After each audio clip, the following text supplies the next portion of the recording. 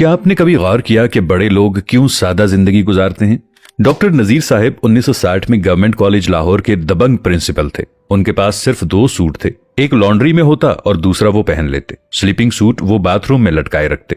जूता वो 4-5 साल के लिए खरीदते, खराब हो जाते तो इसकी मरम्मत करा लेते, ज्यादा खराब हो जाए तो मजबूरी में नया खरीद लेते, और जब तक वो मुकम्मल तौर पर खराब नहीं होता था उसका इस्तेमाल भी जारी रखते। ये 1960 की दहाई में गवर्नमेंट कॉलेज के प्रिंसिपल और मुल्क के बड़े दानिश्वर का लाइफस्टाइल था। और वो ऐसे प्रिंसिपल थे जो सदर अयूब खान को भी इम्तिहान के दिनों में कैंपस आने की इजाजत नहीं देते थे। उन्होंने गवर्नमेंट कॉलेज की 3 अतराफ की सड़कों पर हॉर्न बजाने पर पाबंदी लगाई और ये पाबंदी 30 साल तक कायम रही। लेकिन आप इस शख्स की सादगी देखिए, उसके कमरे में वार्डरोब नहीं थी। अब सवाल यह है कि क्या डॉक्टर साहिब सादगी के सिलसिले के वाहिद मुजद्दिद थे? जी नहीं। दुनिया का हर बड़ा इंसान और बड़ा मुआशरा डॉक्टर साहिब की तरह सादा होता है। क्यों?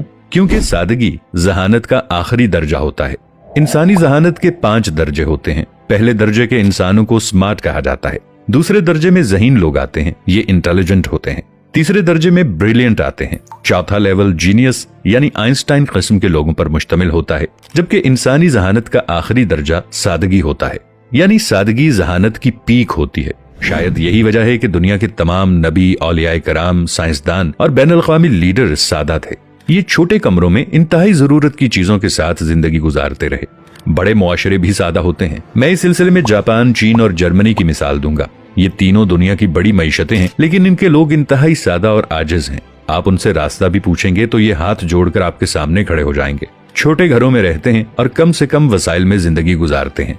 हमारे शहरों में आज भी लंडे के कपड़े बिकते हैं। ये कपड़े अमीर मुल्कों के अवाम के गिफ्ट होते हैं। यूरोपियन लोग हर साल अपने फालतू कपड़े एनजीओज के हवाले करते हैं और एनजीओज इन्हें तीसरी दुनिया के मुल्कों में भिजवा देती हैं। जापान में सेकंड स्ट्रीट के नाम से स्टोर्स की एक चेन है। इसमें सेकंड हैंड अशिया बिकती हैं। आपको वहाँ जुराबों से लेकर रोलेक्स की घड़ियां तक मिल जाती हैं। जापानी लोग थोड़ा अरसा इस्तेमाल के बाद अशिया को आधी कीमत में बेच देते हैं और स्टोर्स उन्हें दोबारा फरोख्त कर देते हैं और उन्हें इस्तेमाल करते हुए किसी को बुरा नहीं लगता। आपको ये सादगी दुनिया के बड़े लोगों में भी मिलती है। मुरारजी देसाई भारत के वजीर आजम थे। उनके बारे में मशहूर था कि उनके पास 2 पजामे और 3 कुर्ते थे। ये बरसों ये कपड़े पहनते रहे। जब वो फट गए तो उनकी बेगम ने कुर्ते काट कर रुमाल बना दिए और देसाई साहिब बाकी जिंदगी वो रुमाल इस्तेमाल करते रहे।